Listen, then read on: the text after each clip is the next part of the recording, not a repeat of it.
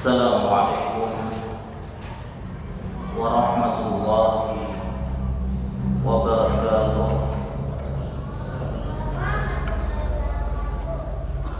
Alhamdulillah rabbil alamin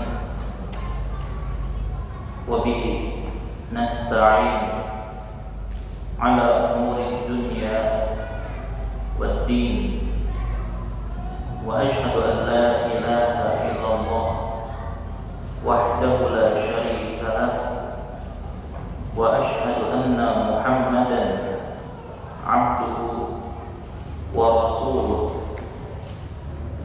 Allahumma salli wa sallim wa barik ala nabiyyina wa rasulina Muhammadin wa ala alihi wa ashabihi wa man tabi'ahum bi ihsanin ila yaumiddin, amma ba'd.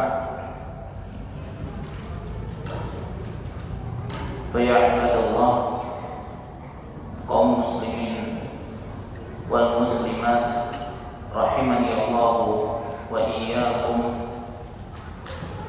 Alhamdulillah, segala puji bagi Allah Subhanahu wa taala yang mana pada kesempatan malam hari ini kembali Allah Subhanahu wa taala mengumpulkan kita di majelis yang mulia ini dalam rangka menghadiri kajian rutin kita membahas tentang qasasul Quran atau kisah-kisah di dalam Al-Quran.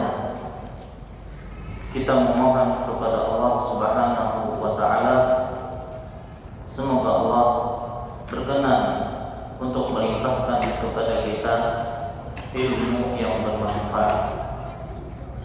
Salawat serta salam tidak lupa kita sampaikan kepada junjungan kita Nabi besar Muhammad sallallahu alaihi wasallam, kepada keluarga beliau, para sahabat beliau, dan orang-orang yang istiqomah di atas jalan beliau ila yaumil qiyamah. Insyaallah pada kesempatan malam hari ini kembali kita akan melanjutkan pelajaran kita. Masih ada kaitannya dengan kisah Nabiullah Adam alaihissalam, yang mana pada malam hari ini kita akan fokus menceritakan tentang kisah dua anak Adam, yang mana salah satunya membunuh yang lain. Dan kisah dua anak Adam ini diceritakan oleh Allah Subhanahu wa taala di dalam surah Al-Maidah ayat 27 dan seterusnya. Baik, bagi pihak yang punya mushaf atau Quran terjemah silakan dibuka surah Al-Maidah ayat 27 dan seterusnya.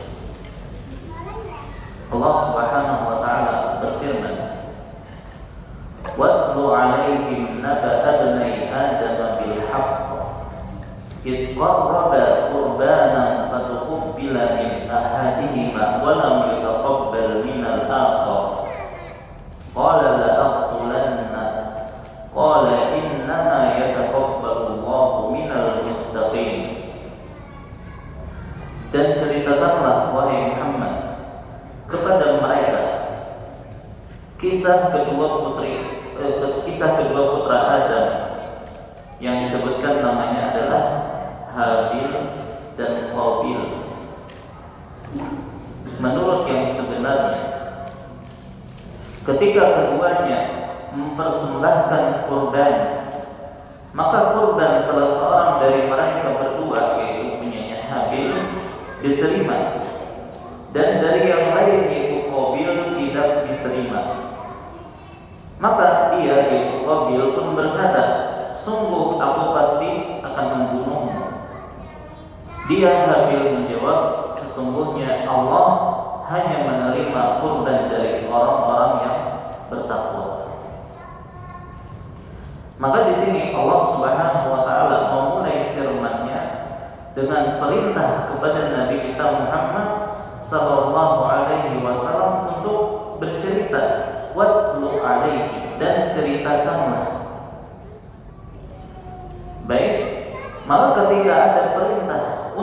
menceritakan kisah ini menunjukkan bahwasanya kisah ini merupakan kisah yang penting, yang mana di dalamnya banyak pelajaran yang bisa kita ambil.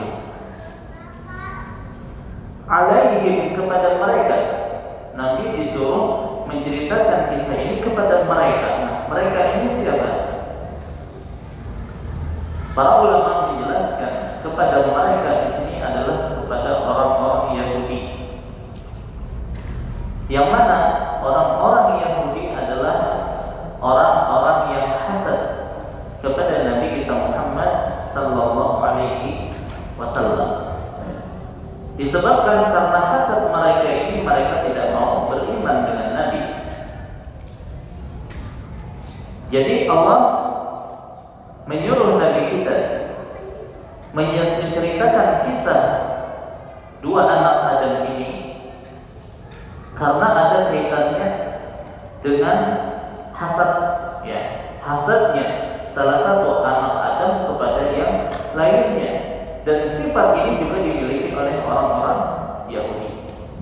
Bahkan memang orang-orang Yahudi itu terkenal dengan kaum al-husad, ya, orang-orang yang hasad, ya.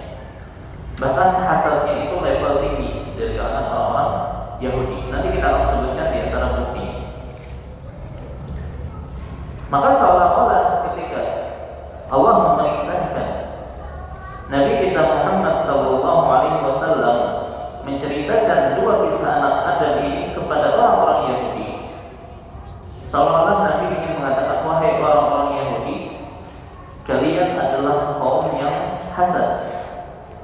Dan ingat, perkara hasad sudah ada sebelumnya, yaitu ketika salah satu anak Adam hasad kepada yang lainnya, yang akhirnya dia merugi. Dan ini menunjukkan bahwasanya asyarru qadim, ya, kejahatan, perbuatan buruk itu sudah ada sejak dahulu. Bahkan sejak awal-awal adanya manusia. Baik. Nah, maka orang-orang Yahudi yang tidak mau mengikuti Nabi sallallahu alaihi wasallam karena hawa nafsunya, sampai mereka berusaha untuk membunuh Nabi, ya, sebagaimana yang dilakukan oleh orang Yahudi Bani Nadir di kota Madinah yang ingin membunuh Nabi sallallahu alaihi wasallam. Begitu juga Bani Quraidah.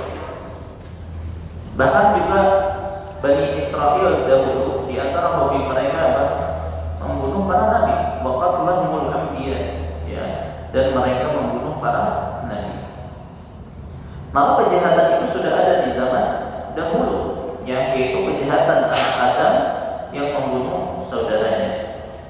Jadi ini merupakan peringatan kepada orang-orang Yahudi dan kepada kita semua bahwasanya orang yang memiliki sifat hasad, ya, sampai akhirnya melakukan hal-hal yang melanggar syariat, maka itu akan mengalami kerugian sebagaimana yang melanda anak Adam, yaitu Qabil.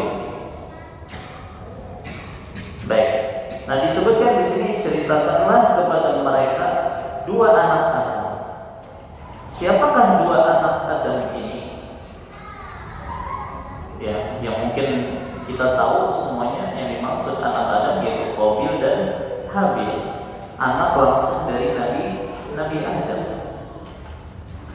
Ya, cuman kalau kita baca buku-buku tafsir, ternyata ada pendapat lain yang menyatakan bahwasanya dua anak Adam di sini adalah dua anak manusia dari Bani Israel, katanya. Ini pendapat yang lain.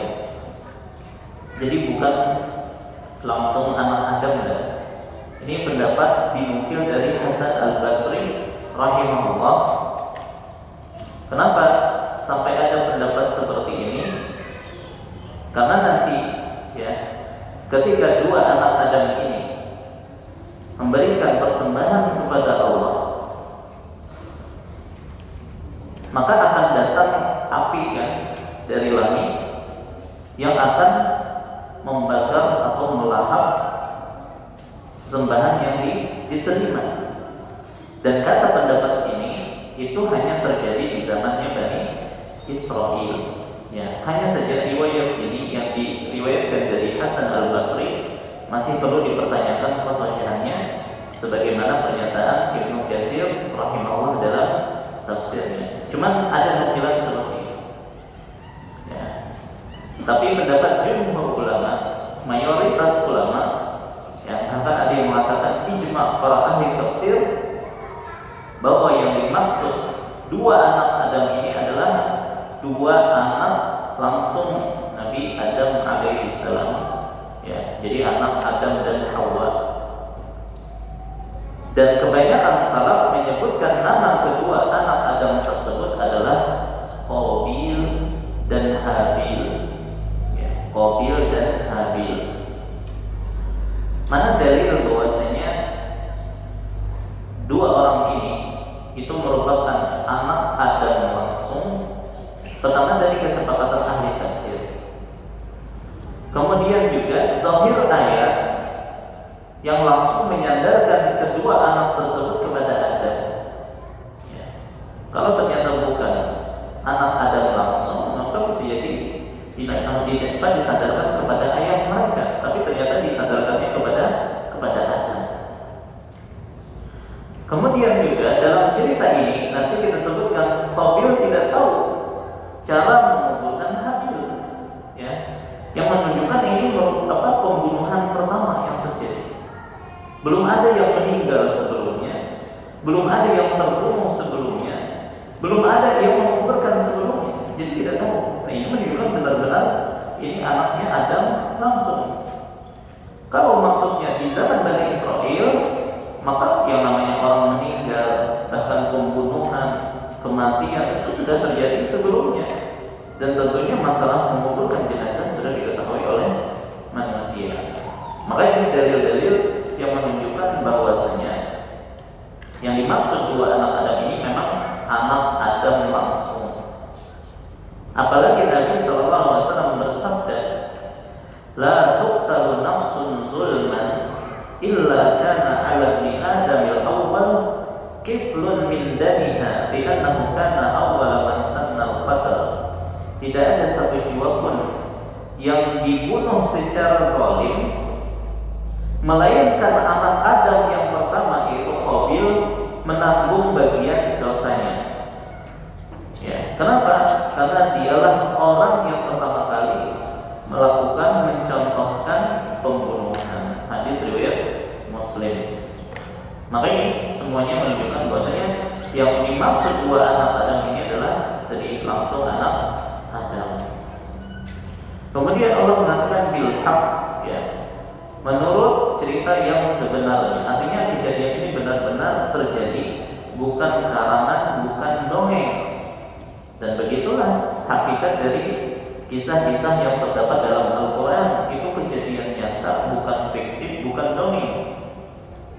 Ya, makanya Allah menyebutkan dalam akhir surah Yusuf, laqad kana fi qasasihim ibratun li ulil albab. Sungguh pada kisah-kisah mereka itu benar-benar terdapat pelajaran bagi orang-orang yang mempunyai akal sehat. Maka haditsa yuftara, dan Al-Quran itu bukanlah cerita yang dibuat-buat, bukan dongeng. Surah Yusuf ayat 111. Baik, dan penyipatan kisah tersebut adalah sebuah kebenaran. Ini juga Allah sebutkan ketika menceritakan tentang kisah Nabi Isa. Dzalika Isa bin Maryam qaulal haqqi alladzi fihi yamtarun. Itulah Isa putra Maryam, kisah yang benar yang mereka ragukan kebenarannya.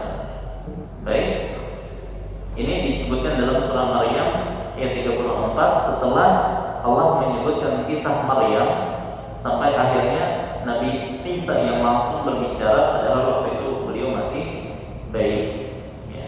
Dan itu kejadian benar kata Allah Subhanahu wa Ta'ala. Baik, nah bagaimana cerita dua anak Adam ini?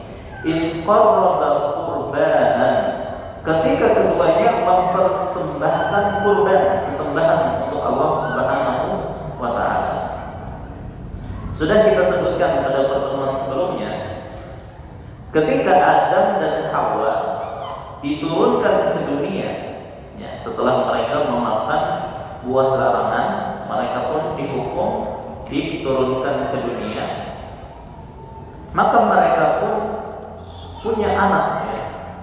Disebutkan setiap kali Hawa itu hamil selalu kembar, laki-laki perempuan. Ya, jadi setiap kali hamil pasti kembar laki-laki perempuan. Berapa anak Adam? Kemarin kita sebutkan 40, berarti 20 kali hamil Hawa. Semuanya laki-laki perempuan, laki-laki perempuan.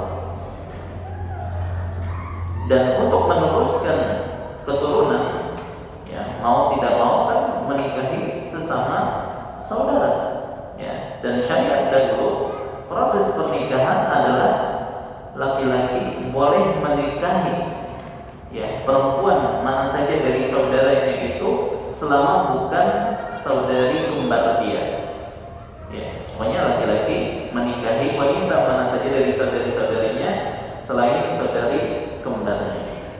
Baik. Nah, Allah Subhanahu wa taala menakdirkan saudara kembarnya Qabil itu cantik, ya. Disebutkan namanya adalah Iklimah. Jadi Qabil punya saudari kembar namanya Iklimah. Dan disebutkan Qabil itu lebih tua daripada Habil. Sedangkan Habil itu punya saudari kembar tidak cantik.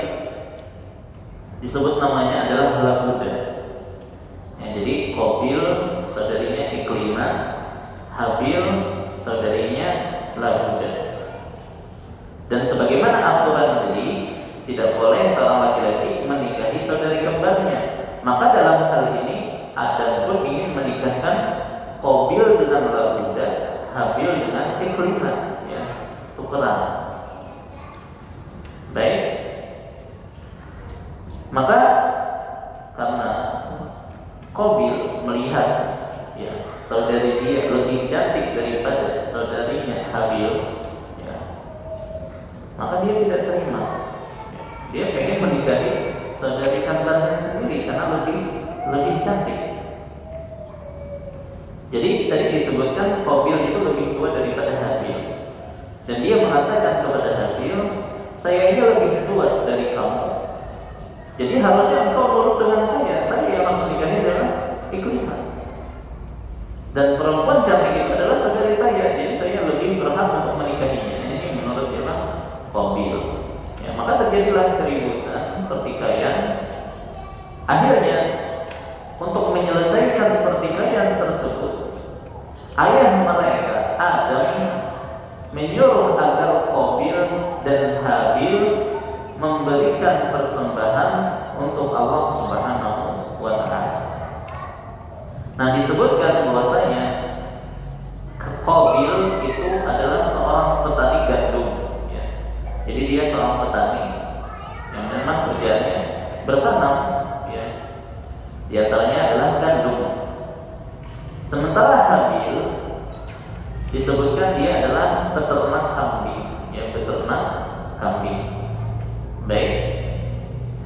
Maka ketika keduanya tadi diperintahkan oleh ayah mereka untuk mempersembahkan sesembahan untuk Allah Subhanahu wa taala, ya, maka Qabil mempersembahkan untuk Allah berupa tanaman gandum tadi atau hasil panen gandum, ya. Hanya saja disebutkan dari hasil yang jelek. Jadi sembarangan dia ketika mempersembahkan, ya, sesembahan untuk Allah Subhanahu wa taala. Sementara Habil, ya, dia memiliki kambing yang sangat dia cintai, sangat bagus, sangat gemuk, ya, dan itulah yang dipersembahkan oleh Habil untuk Allah Subhanahu wa taala. Baik. Fatuqbila min ahadihima wa lam yutaqabbal min al-akhar. Maka kurban salah seorang dari mereka yaitu Habil diterima, dan dari yang lain itu Qabil tidak diterima. Ya, jadi keduanya lantas menempatkan masing-masing persembahannya di suatu tempat dan menunggu. Lalu kemudian datang api dari langit, ya, memakan atau melahap kambingnya Habil dan tidak melahap gandumnya siapa? Qabil. Yang menunjukkan bahwasanya sesembahannya Habilah yang diterima. Ya, jadi yang dilahap api itulah yang diterima oleh Allah Subhanahu wa taala. Berarti punya Habil diterima, punya Qabil tidak diterima. Dan hal ini, yaitu datangnya api dari langit kemudian melahap ya sesembahan tersebut, itu juga terjadi bahkan sampai pada masanya Bani Israil. Ya. Jadi di zaman dulu, di zamannya Bani Israil, ketika mereka berperang berjihad, lalu mendapatkan ghanimah itu rampasan perang. Ya. Maka rampasan perang tersebut akan dikumpulkan di suatu tempat, ya. Maka akan datang api dari langit melahapnya. Ya. Karena yang namanya ghanimah atau rampasan perang, ya, itu tidak halal bagi umat-umat terdahulu. Ya, jadi ketika ada peperangan berjihad, kemudian menang, ada rampasan perang, maka rampasan perang ini tidak halal untuk mereka. Ya, makanya harus dikumpulkan, nanti ada datang api yang akan melahapnya. Dan ghanimah itu hanya halal dalam syariat Nabi kita Muhammad sallallahu alaihi wasallam. Baik, makanya Nabi SAW bersabda, "U'titu khamsan lam yu'tahunna ahadun qabli." Aku diberi 5 hal yang tidak diberikan kepada seorang nabi pun sebelumku. Yang pertama kata Nabi, "Nusirtu birru'bi masirata syahrin." Aku ditolong dengan rasa getar yang menimpa musuh sejauh perjalanan 1 bulan.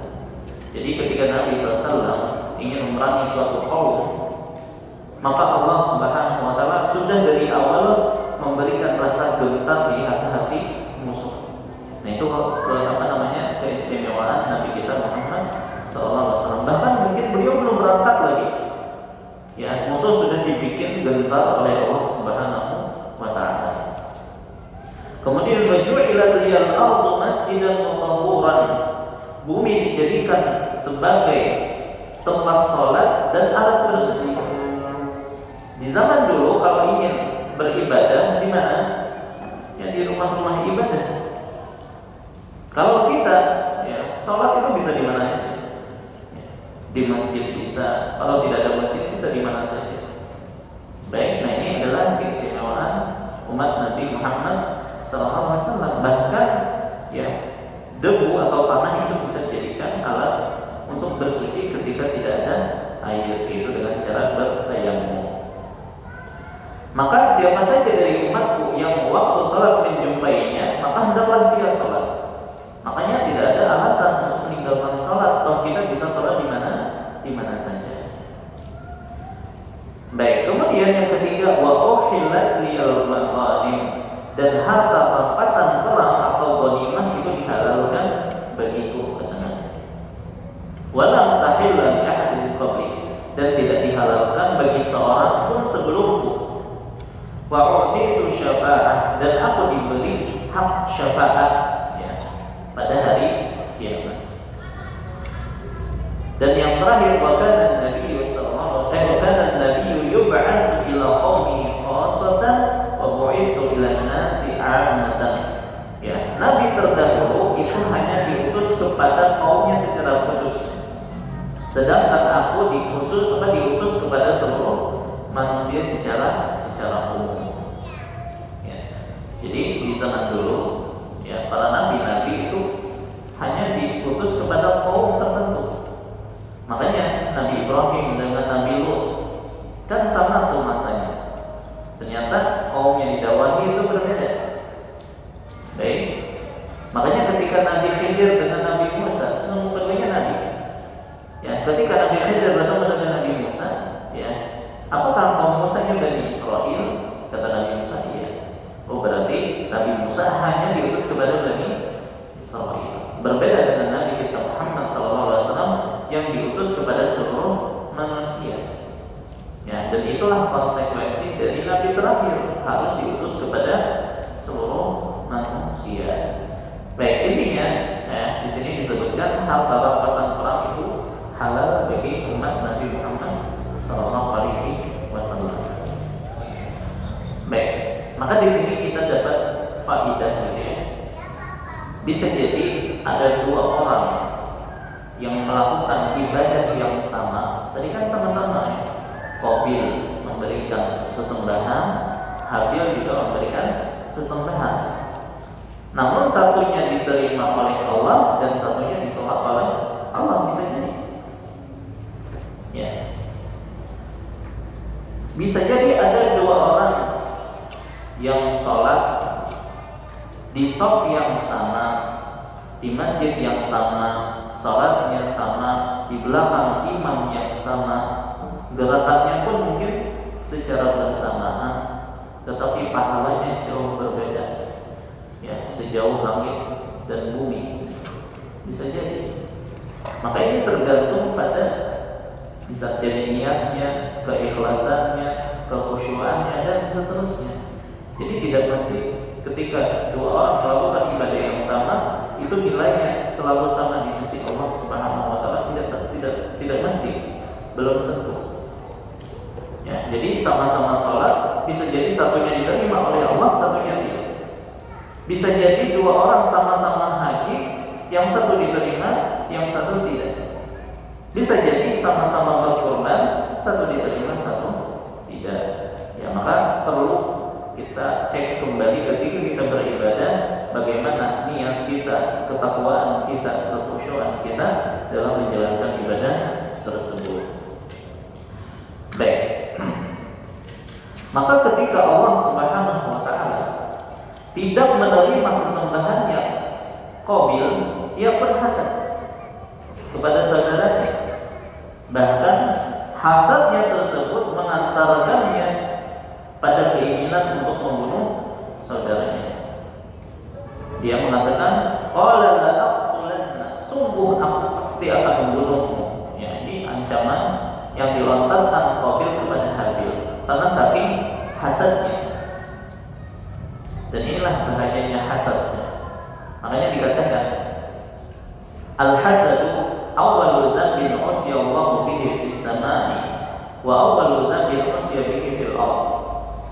Hasad adalah dosa pertama yang Allah dimaksiati di langit dan dosa pertama yang Allah dimaksiati di bumi. Fa'amma fis samai fa hasadu iblis li Adam. Adapun di langit itu adalah hasadnya iblis kepada Adam.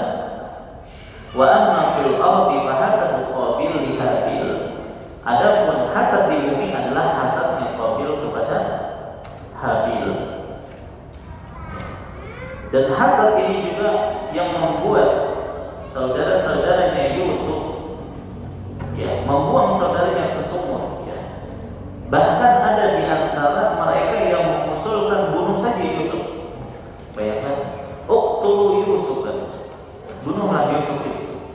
Namun akhirnya ya mereka tidak jadi membunuh Yusuf, tapi justru membuangnya ke sumur. Ya, lalu ketika datang kafilah dagang dan menemukan Yusuf di sumur, lantas saudara-saudaranya Yusuf datang dan menyatakan bahwasanya itu adalah budak mereka yang kabur.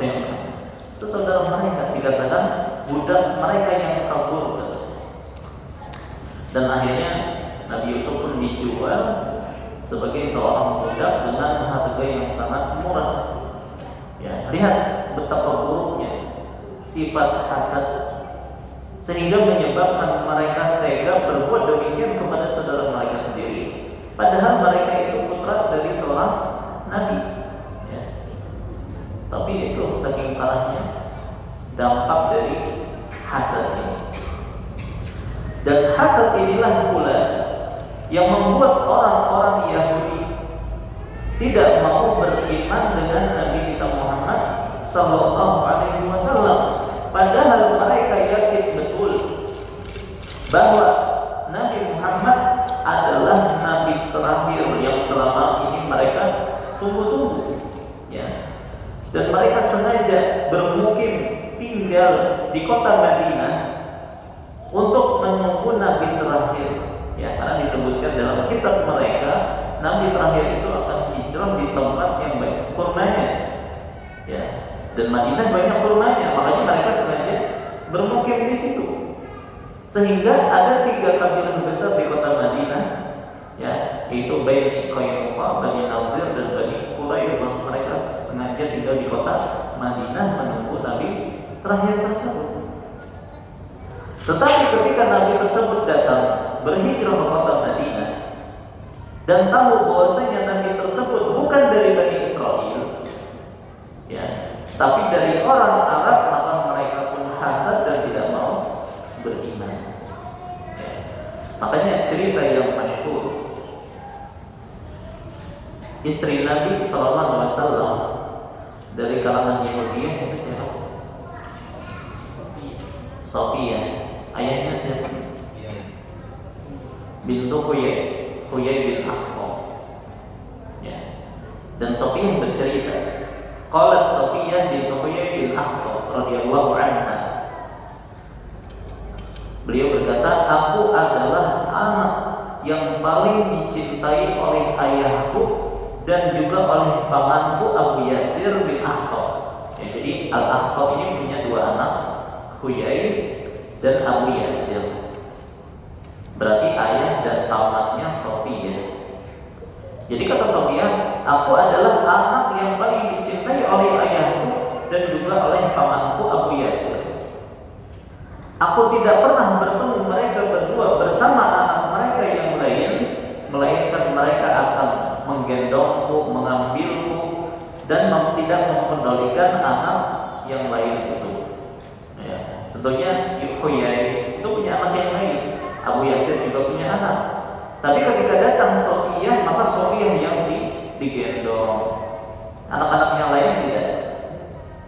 Baik, saking cintanya mereka kepada Sofia. Kemudian, falamma qadima Rasulullah sallallahu alaihi wasallam al-Madinah, ketika Rasulullah SAW tiba di Madinah, wa nazala Quba, ya, dan singgah di Quba, ya. Kita tahu ketika Nabi SAW berhijrah, ya, beliau tidak langsung ke pusat kota Madinah, tapi beliau singgah dulu di mana? Daerah Quba, ya, dan membangun masjid Quba terlebih dahulu. Makanya masjid Quba adalah masjid pertama yang dibangun oleh Nabi SAW. Maka ketika Nabi sudah sampai di Quba tadi, di perkampungan Bani Amr bin Auf, ayahku Huyai bin Akhtab dan Abu Yasir pamanku bin Akhtab juga pergi menemuinya pada waktu pagi buta. Jadi ketika sampai kabar Nabi sudah di Quba, 2 orang Yahudi ini, Huyai bin Akhtab dan Abu Yasir bin Akhtab, langsung datang ke Quba, ya, di pagi hari, ya. Di waktu pagi buta, bahkan mungkin masih gelap, langsung datang ke Quba. Dan lama mereka di Quba, ya, dan mereka tidak kembali kecuali ketika matahari terbenam. Jadi dari subuh balik lagi ketika matahari terbenam. Berarti lama. Maka ketika mereka datang, kata Sofia, mereka dalam keadaan lelah, lesu, lunglai, berjalan pelan-pelan, ya, ada kesedihan mungkin di wajah mereka. Maka Sofia, kata beliau, aku menyambut mereka dengan riang sebagaimana yang biasa aku lakukan, mungkin dengan digendong dan seterusnya. Demi Allah, tidak ada seorang pun dari mereka yang menoleh kepadaku. Padahal biasanya kan digendong-gendong dan seterusnya. Tapi waktu itu ketika aku menyambut mereka, tidak ada yang menoleh kepadaku. Kenapa? Karena kesedihan yang meliputi mereka. Maka ke Sofia, aku mendengar pamanku Abu Yasir berkata kepada ayahku Huyai bin Akhtab, apakah dia itu Muhammad, Nabi yang dijanjikan? Apakah dia yang selama ini kita tunggu-tunggu? Maka ayahku menjawab, na'am wallah, ya demi Allah dialah yang dimaksud. Kemudian pamanku bertanya, apakah kau benar-benar mengenalnya dan kau yakin benar-benar 100% dialah orangnya? Kata ayahku, iya. Maka pamanku bertanya lagi, ya, fama fi nafsika minhu, lalu apa yang ada dalam hatimu terhadapnya, atau apa sikapmu terhadapnya? Maka kata ayah, ada waktu wallahi ma baqitu, ya, aku akan senantiasa memusuhinya, ya, selama aku masih hidup. Ya, padahal dia yakin betul itu adalah nabi terakhir yang selama ini mereka tunggu-tunggu. Tapi karena hasad, ya, nabi tersebut bukan dari kalangan Yahudi, bukan dari kalangan Bani Israel, maka dia tidak mau beriman. Bahkan dia bersumpah akan memerangi nabi tersebut, ya, selama dia masih hidup. Coba bayangkan, ini hasad menghalangi seseorang dari beriman. Dan hasad pula lah yang menyebabkan Abu Jahal. Yang kenal Abu Jahal sering disebutnya. Jadi Abu Jahal itu beriman tidak dengan Nabi? Tidak, tidak mau masuk Islam. Sebabnya apa? Apakah dia tidak yakin akan kebenaran Nabi Muhammad? Dia yakin bahwa Nabi Muhammad itu adalah sunnah, ya. Tapi apa yang menyebabkan dia tidak mau masuk Islam, ya, tidak lain adalah karena hasad, ya. Baik, jadi disebutkan ada sahabat namanya Al-Mughirah bin Syu'bah. Al-Mughirah bin Syu'bah radhiyallahu anhu. Waktu itu beliau masih musyrik. Beliau mengatakan, inna awwala yawmin a'raftu Rasulullah sallallahu alaihi wasallam anni kuntu amshi ana wa Abu Jahal bin Hisham bi babi azqati. Sesungguhnya, kata Mughirah, hari pertama aku mengenal Rasulullah sallallahu alaihi wasallam ketika aku sedang berjalan bersama Abu Jahal bin Hisham di salah satu jalanan atau di gang di kota Mekah. Tiba-tiba Rasulullah menemui kami, ya, jadi ketika dia berjalan bersama Abu Jahal, Rasulullah datang. Lalu Rasulullah berkata kepada Abu Jahal, ya Abul Hakam, ya, jadi sebenarnya nama asli Abu Jahal itu adalah Abul Hakam, orang yang bijak dia, tapi diganti oleh Nabi SAW dengan Abu Jahal. Apa adanya Abu Jahal? Si bodoh. Baik, wahai Abul Hakam, halumma ila Allah azza wa jalla wa ila rasulih ad'uka ila Allah. Wahai Abul Hakam, marilah, ya, menuju Allah, atau marilah kita kepada Allah Subhanahu wa taala dan kepada Rasulnya, aku mengajakmu kepada Allah. Maksudnya, ayolah masuk Islam. Maka Abu Jahal menjawab, wahai Muhammad, apakah engkau tidak akan berhenti mencela Tuhan kami? Apakah engkau tidak menginginkan selain kami bersaksi bahwa engkau telah menyampaikan risalah? Kalau itu yang engkau mau, maka kami saksikan bahwa engkau telah menyampaikannya. Demi Allah, seandainya aku tahu bahwa apa yang engkau katakan adalah benar, aku tidak akan mengikutimu. Ini siapa? Abu Jahal. Ya. Kalau seandainya aku tahu bahwa itu benar, ya demi Allah aku tidak akan mengikutimu. Ya. Maka Rasulullah pun pergi setelah dikatakan oleh Abu Jahal seperti itu. Lalu Abu Jahal datang kepada Mughirah tadi, dan dia berkata, demi Allah, sungguh aku tahu apa yang dia bawa, itu yang dia Muhammad, yaitu Nabi SAW katakan itu adalah kebenaran. Dia tahu. Tapi masalahnya apa? Nabi SAW itu dari Bani Qusay, ya, nanti ada Bani Hashim, ya. Jadi Bani Qusay, Bani Hashim. Jadi Nabi SAW dari Bani Qusay. Sementara Abu Jahal dari Bani Makhzum, ya. Dan dua kabilah ini, baik Bani Hashim dengan Bani Makhzum itu senantiasa bersaing, ya, untuk mendapatkan kedudukan di hati orang-orang Arab. Baik. Jadi ketika Bani Qusay atau Bani Hashim berkata, kami, ya, yang memegang al-hijabah, penjagaan Ka'bah, maka kata Bani Makhzum, kami juga. Ketika Bani Hashim mengatakan kami memegang an-nadwah, tempat musyawarah, maka Bani Makhzum, kami juga sama. Ketika Bani Hashim mengatakan kami memegang liwat, bendera peperangan, Bani Makhzum mengatakan kami juga. Kami memegang as-siqayah, memberi minum jemaah haji, Bani Makhzum mengatakan kami juga. Ya.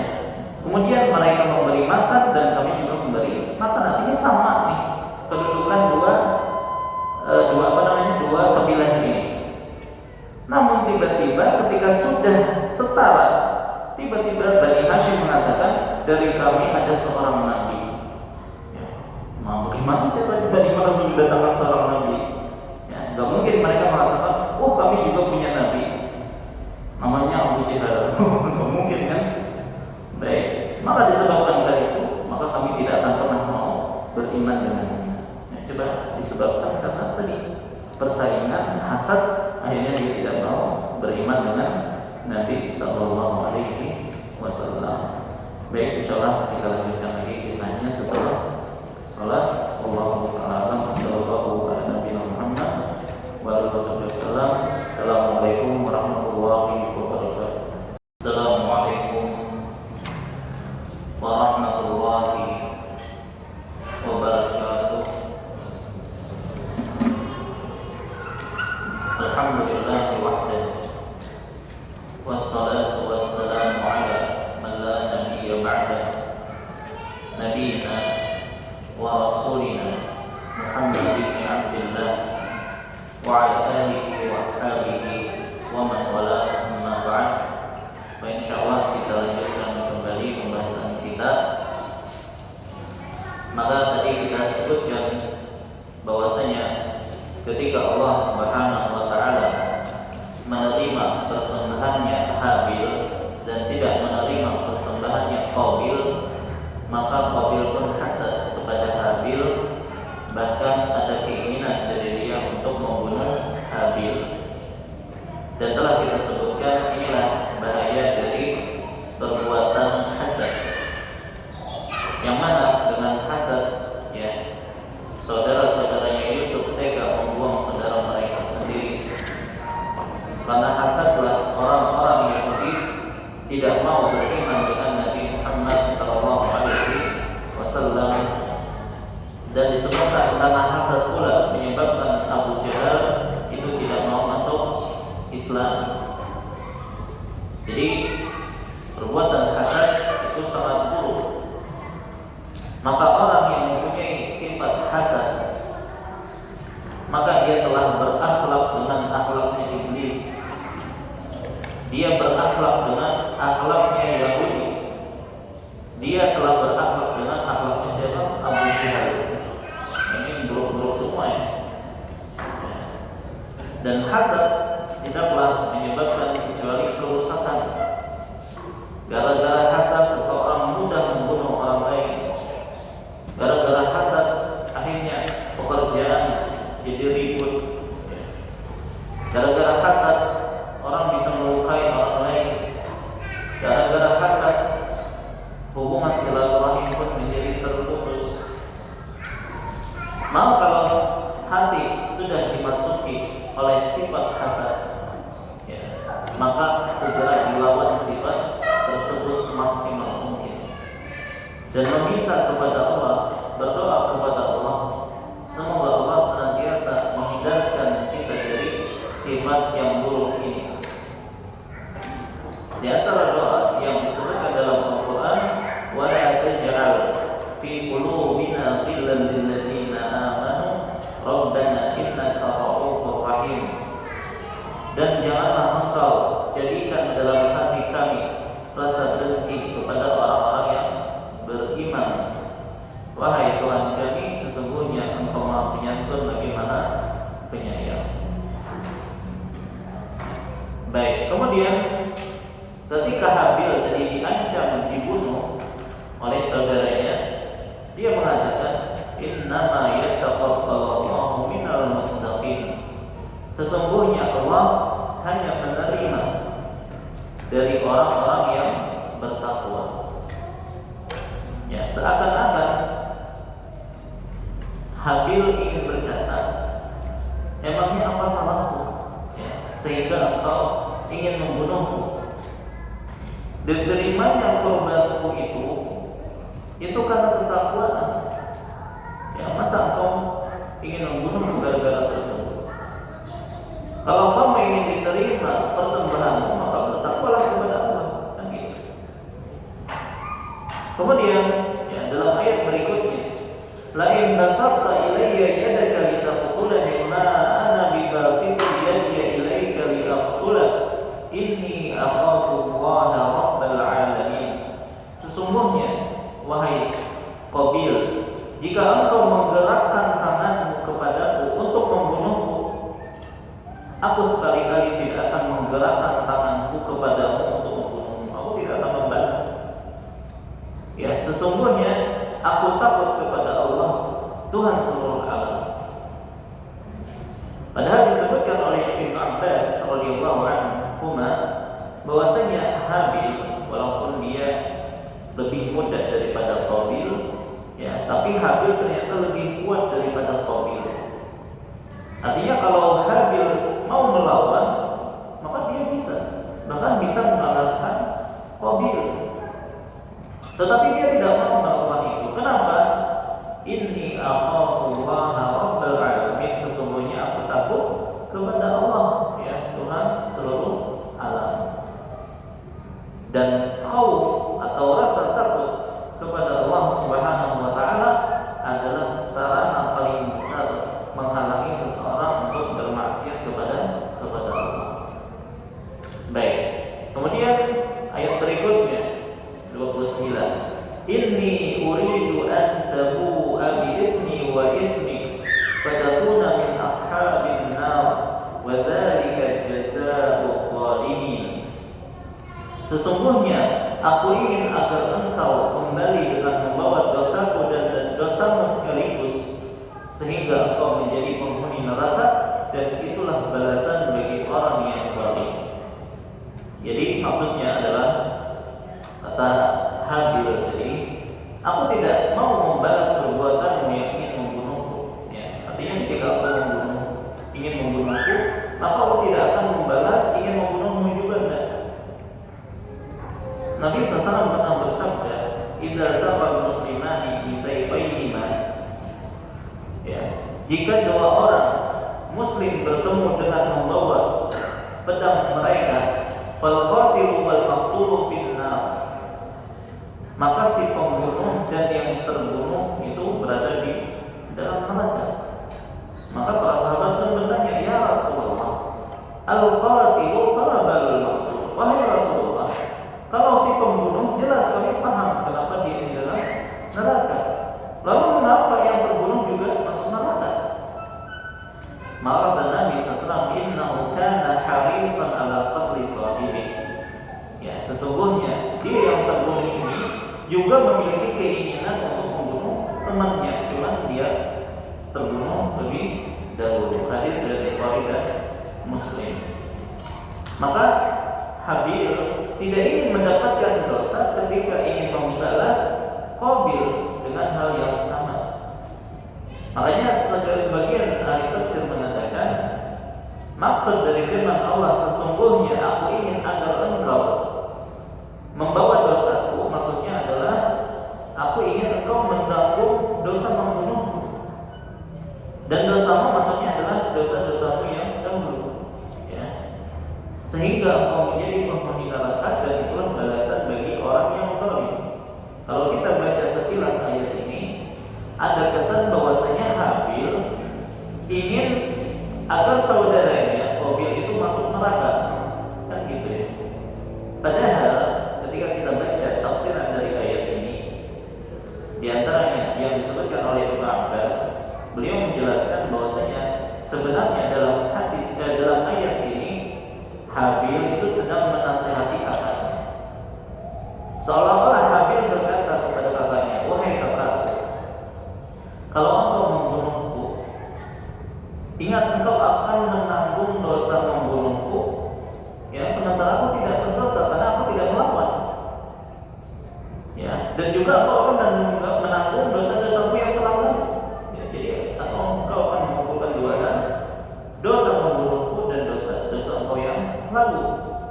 Kalau kamu sudah menanggung dosa membunuhmu ditambah dosa-dosamu yang lain, maka engkau bisa menjadi penghuni neraka, dan itulah balasan bagi orang yang zalim." Jadi sebenarnya Habil ini sayang dengan kakaknya, seolah-olah jangan engkau lakukan, karena hal itu bisa membuat engkau menjadi penghuni neraka, ya. Dan itulah balasan bagi orang-orang yang zalim. Baik. Dan ketika para ahli tafsir menafsirkan ayat ini, ternyata mereka juga membawakan hadis-hadis tentang fitnah. Seperti sabda Nabi sallallahu alaihi wasallam, "Satakunu fitanun," ya, akan terjadi fitnah. Yang mana al-qaidu, orang yang duduk, lebih baik daripada orang yang berdiri. Orang yang berdiri lebih baik daripada orang yang berjalan, dan orang yang berjalan di dalamnya lebih baik daripada orang yang berlari. Ya, artinya ketika terjadi fitnah, terutama di antara kaum muslimin, terutama fitnah berkaitan tentang darah, ya, terjadinya pertumpahan darah, permusuhan di antara sesama kaum muslimin, maka sikap yang paling selamat bagi kita itu adalah diam, tidak usah ikutan, ya, tidak usah, bahkan tidak perlu ikut berbicara, apalagi ikut terlibat di situ, karena khawatir kalau kita terlibat justru kita penyebab tertumpahnya darah kaum muslimin, ya. Makanya Nabi SAW juga mengatakan dalam riwayat yang lain, ketika terjadi fitnah, tinggallah di rumahmu. Jika engkau takut kilatan pedang akan menyilaukanmu, maka tutuplah wajahmu. Dan dalam riwayat yang lain, kalau terjadi fitnah, maka hendaklah engkau seperti sebaik-baik dari 20 Adam. Ya, dalam riwayat yang lain, maka jadilah hamba Allah yang terbunuh daripada engkau menjadi orang yang membunuh. Artinya lebih baik menjadi Habil daripada menjadi Qabil. Ya. Karena ini dalam konteks kalau terjadinya fitnah, pertumpahan darah di antara sesama kaum muslimin. Baik, maka Habil mengatakan, "Kalau engkau mau bunuh saya, wahai saudaraku, aku tidak akan melawan. Tapi ingat, ketika engkau membunuhku, engkau akan menanggung dosa, dan itu mengantarkan kepada neraka. Dan itulah balasan bagi orang yang zalim." Baik, tapi setelah dinasihati dengan begitu dalam oleh saudaranya, ya, tetap ternyata jiwa buruk dia, hasad yang semakin besar yang ada dalam hatinya, tetap membuat dia membunuh saudaranya. Fatawwa'at lahu nafsuhu qatla akhihi faqatala fa asbaha minal khasirin. Maka nafsu jahat Qabil mendorongnya untuk membunuh saudaranya, kemudian dia pun benar-benar membunuhnya, maka jadilah dia termasuk orang yang rugi. Baik, jadi benar akhirnya Qabil pun membunuh Habil. Adapun bagaimana cara Qabil membunuh Habil, maka tidak ada dalil yang sahih menceritakan akan hal tersebut. Ya, walaupun kalau kita baca buku tafsir ada yang mengatakan iblis mengajari Qabil untuk membunuh saudaranya, yaitu dengan ambil batu lalu pukul kepalanya. Cuman ini tidak didasari hadis yang sahih. Intinya Qabil pun membunuh Habil. Setelah itu dia pun bingung apa yang harus dilakukan dengan jasad adiknya. Karena ini tadi kasus pembunuhan pertama yang terjadi, dan Habil adalah manusia pertama yang terbunuh, ya. Maka dia tidak tahu apa yang harus dilakukan dengan jasadnya. Dan disebutkan juga Qabil itu pun merasa malu dengan ayahnya Adam. Ya. Dalam buku tafsir disebutkan bahwasanya Qabil itu punya semacam karung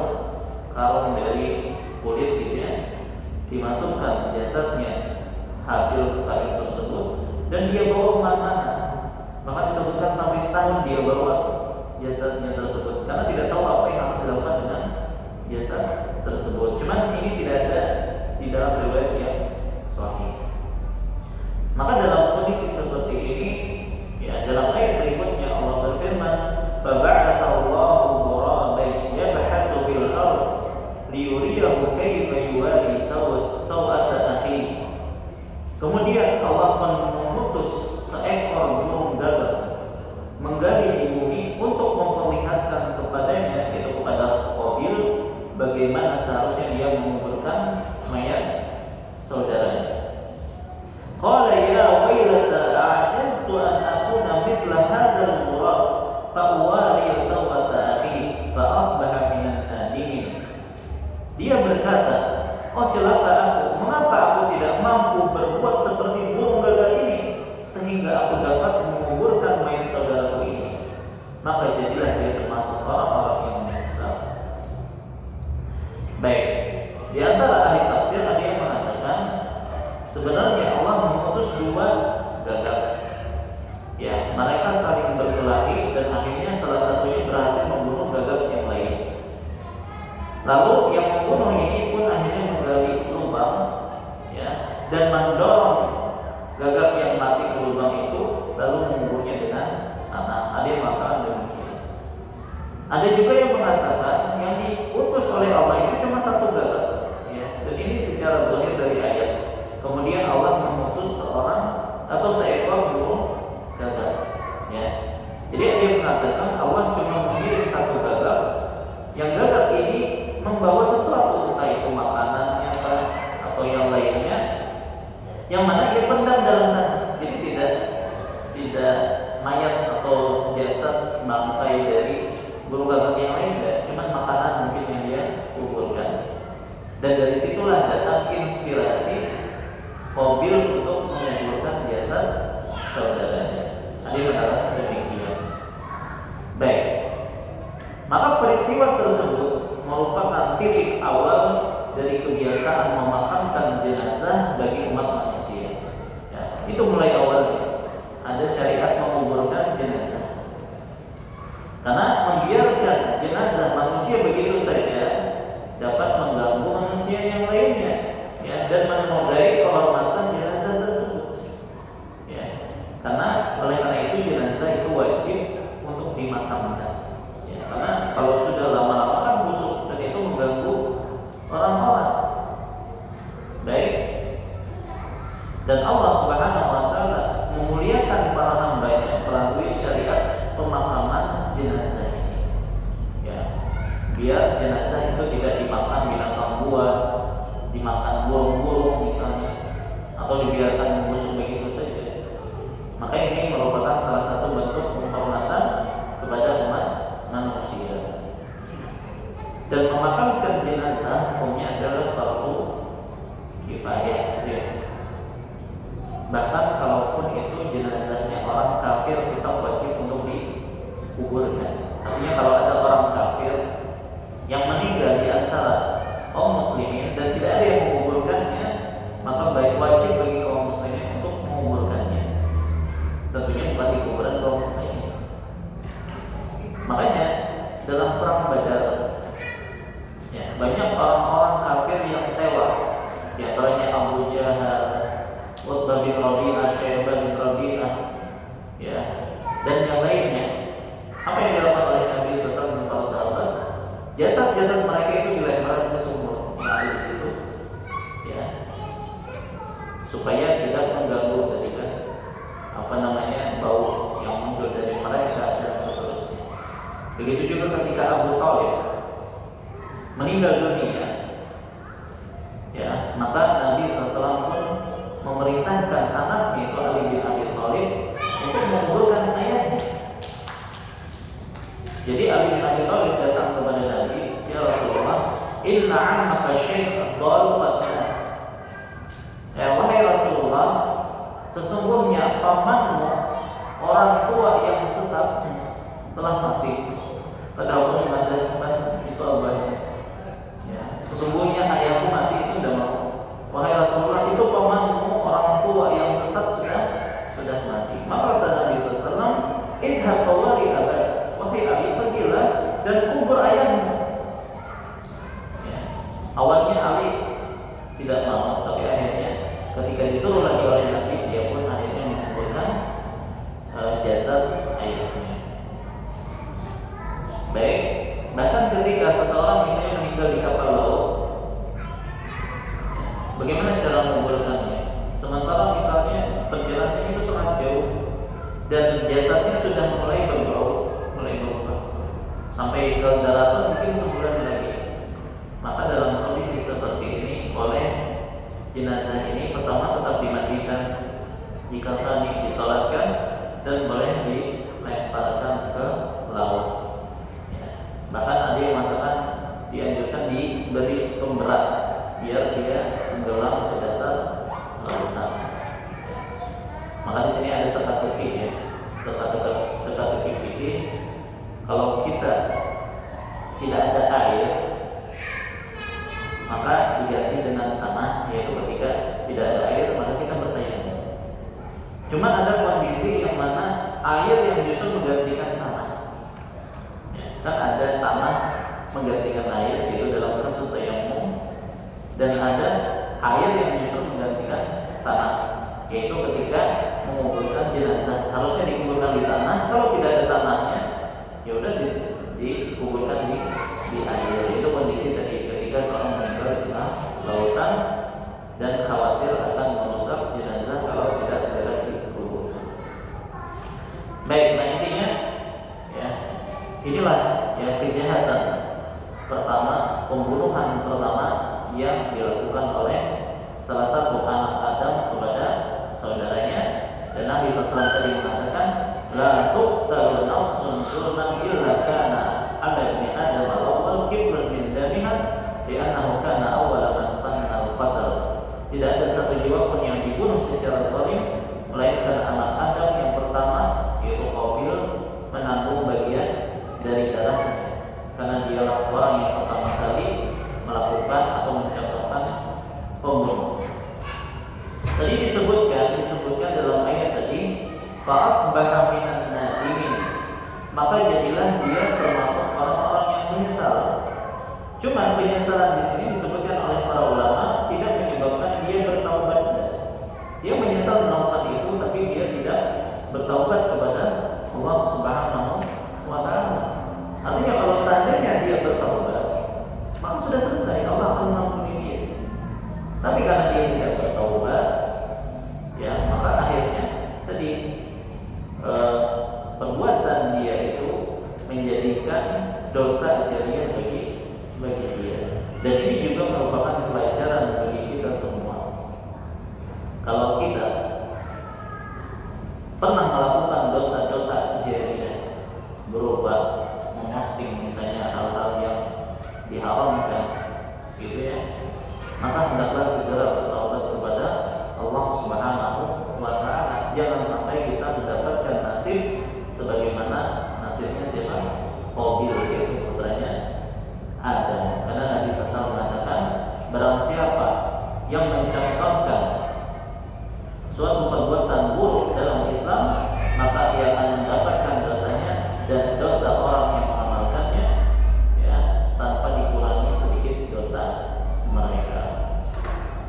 Dan tadi walaupun si Qabil sudah membunuh saudaranya Habil, tujuan dia tidak tercapai.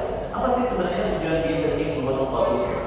Supaya bisa menikahi saudaranya yang cantik tadi. Tapi itu tidak terjadi.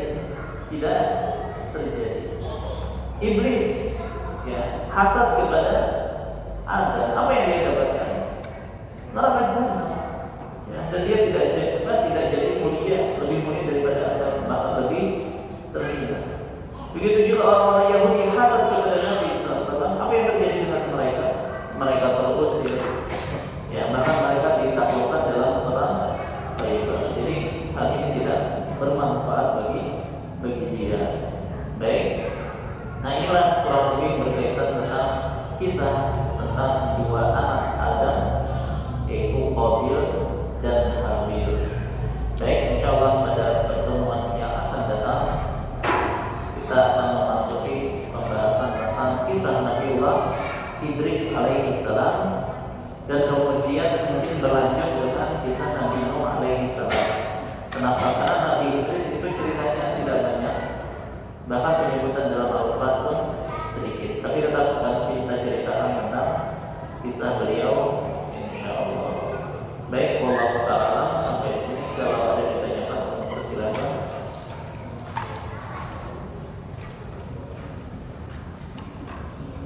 Baik, kita dulu.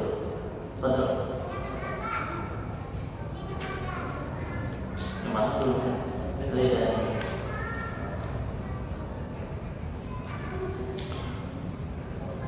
Assalamualaikum.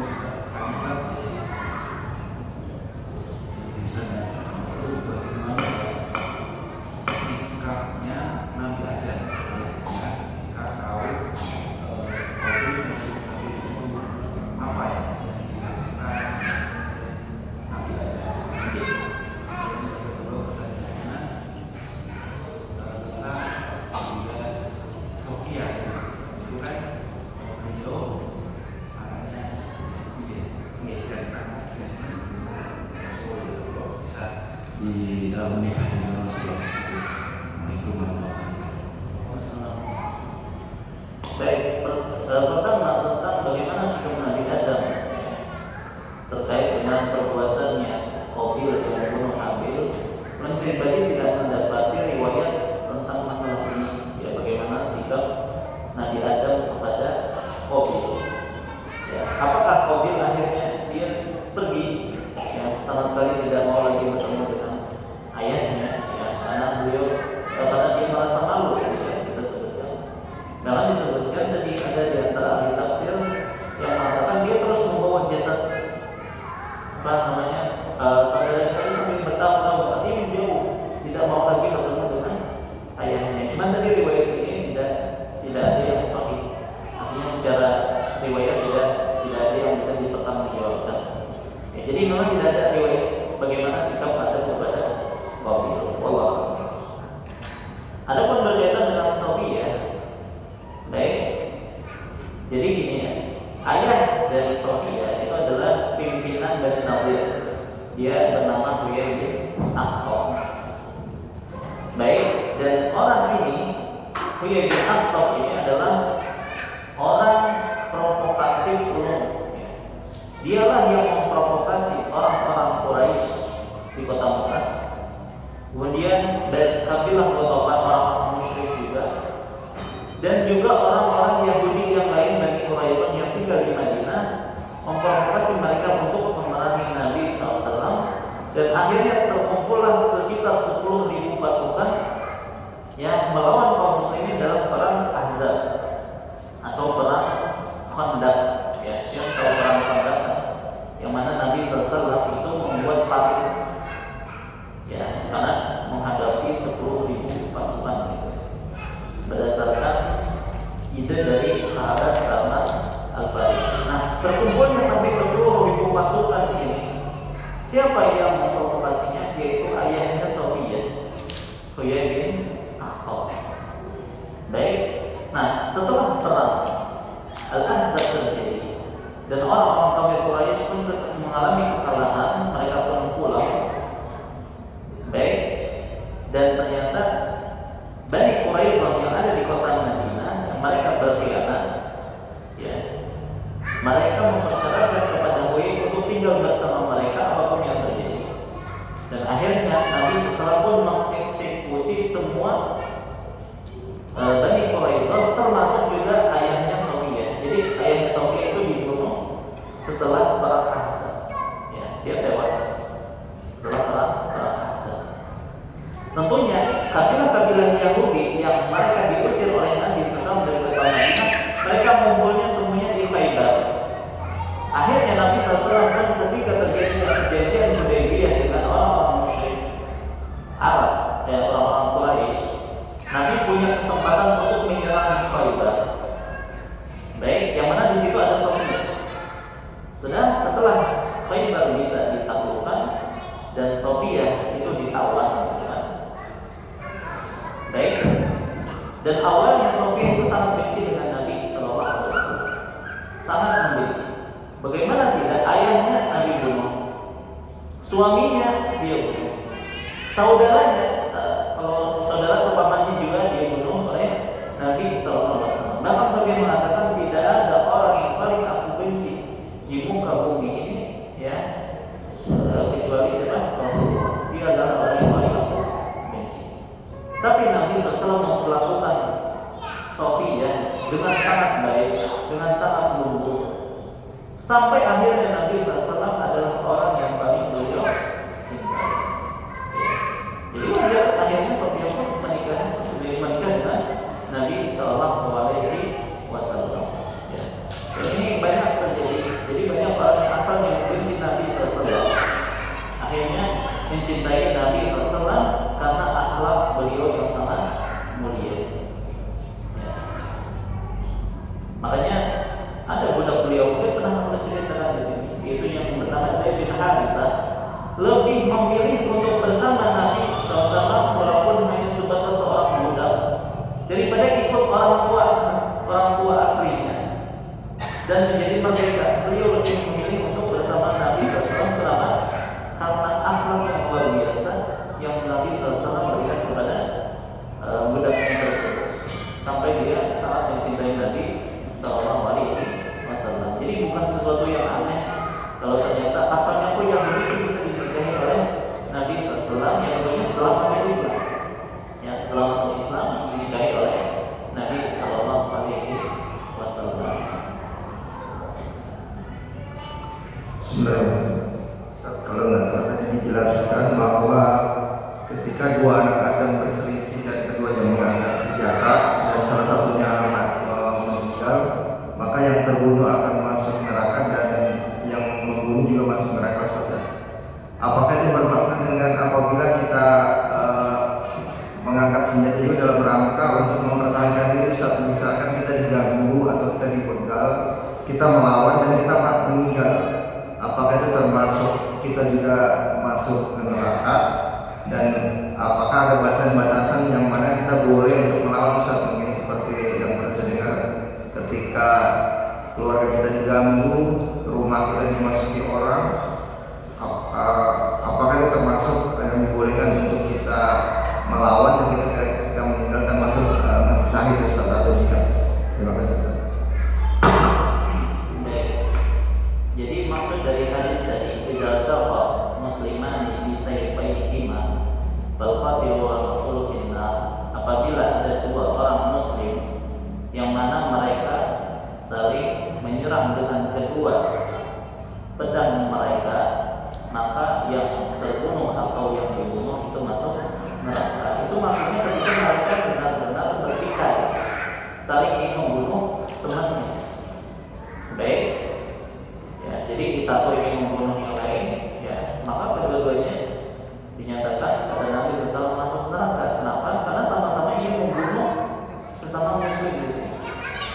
Baik, jadi memang ada permusuhan di antara kedua. Itu maksud dari hadis ini. Adapun ketika ada orang zalim, perampok misalnya, ya, atau begal yang ingin menyerang kita, ya, maka dalam hal ini kita berhak untuk mempertahankan diri, untuk membela diri. Yang bahkan wajib kita membela diri dalam kondisi seperti ini, ya. Begitu juga untuk mempertahankan harta kita, untuk membela diri kita, mempertahankan keluarga, kehormatan keluarga kita. Maka kita mempertahankan diri di sini, boleh kita lakukan, walaupun akhirnya kita membunuh diri. Maka ini tidak masuk dalam hadis yang tadi. Tidak masuk dalam hadis tadi. Bahkan kalau kita ternyata terbunuh dalam kondisi seperti ini, maka kita dinyatakan sebagai mati syahid. Baik.